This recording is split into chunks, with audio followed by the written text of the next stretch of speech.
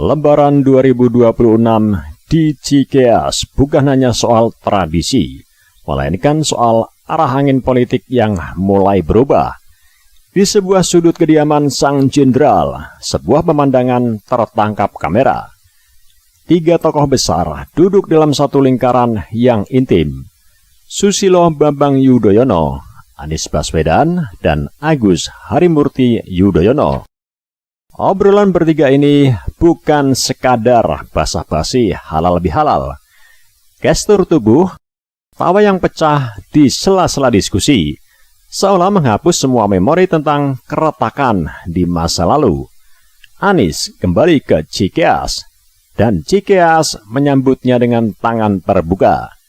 Publik pun mulai bertanya-tanya, apakah ini awal dari sebuah koalisi besar yang tertunda? Pengamat politik Adi Prayitno menilai, Partai Demokrat kemungkinan menyusun skenario terburuk di Pilpres 2029 dengan menggandeng Anies Baswedan. Adi Prayitno mengatakan publik menangkap pertemuan Anies dengan SBY dan AHY pada Lebaran 2026 terkait kemungkinan kerjasama politik. Dia menyampaikan publik menangkap keinginan Partai Demokrat bisa terus bersama dengan Prabowo Subianto. Adi menyebut Partai Demokrat tentu berharap AHY atau kader partainya bisa menjadi cawapres pendamping Prabowo Subianto di Pilpres 2029. Dia menilai ada kemungkinan Demokrat menyiapkan skenario terburuk.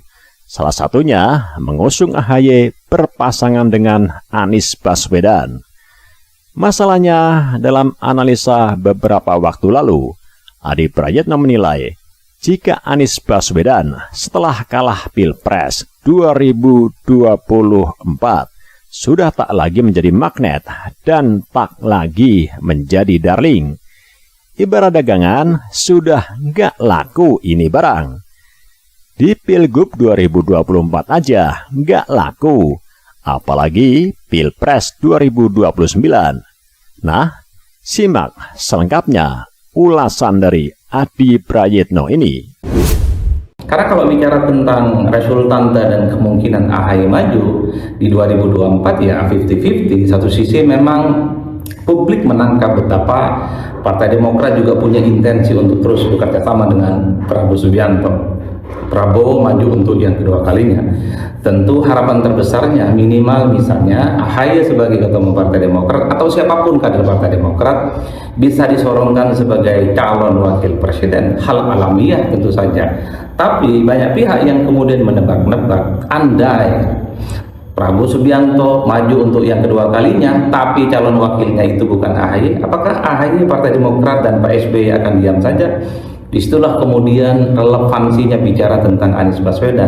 Bukan tidak mungkin ada skenario yang kedua, second plan yang sengaja dipersiapkan oleh Partai Demokrat, bahwa di 2029 skenario terburuknya, skenario mentoknya, andai Pak AHY tidak bisa maju bersama dengan Prabowo Subianto, akan memilih opsi salah satunya mungkin berpasangan dengan Anies Baswedan. Karena apapun judulnya, bicara Anies adalah sebagai salah satu sosok, salah satu figur yang tentu memiliki magnet dan elektabilitas yang saat ini juga relatif signifikan, sekalipun terlampau atau terpaut cukup jauh dengan elektabilitas yang dimiliki oleh Pak Prabowo Subianto. Karena kalau kita mau jujur, sebenarnya banyak sekali partai koalisi pemerintah usung kembali Prabowo untuk yang kedua kalinya di 2029, tapi persoalan siapa yang menjadi cawapres itu kan menjadi rebutan semua pihak. Para pendukung Gibran, kader-kader PSI menginginkan duet Prabowo Gibran 2 periode. Apakah partai politik yang lain seperti misalnya Golkar, seperti misalnya PKB, seperti Partai Amanat Nasional, atau partai-partai seperti PDIP, Nasdem, dan PKS, apakah tidak ingin menyorongkan kadernya untuk bisa berdampingan dengan Prabowo? Tentu sangatlah mungkin.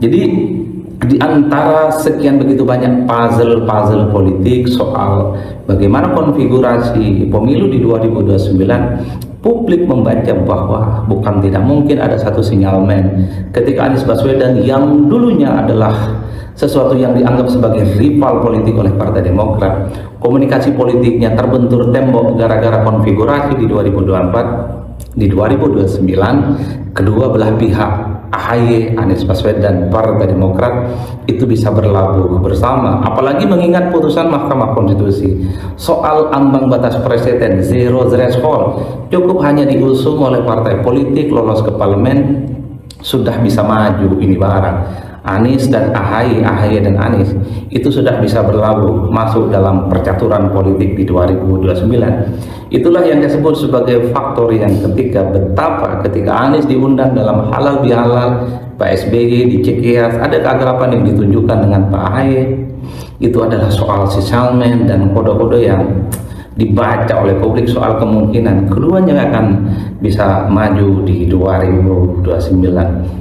Ya, politik kita memang rumit, politiknya itu memang rada-rada ngeri-ngeri sedap karena penentunya itu adalah tikungan-tikungan akhir. Tapi satu hal, mungkin bagi kita 2029 itu masih cukup jauh.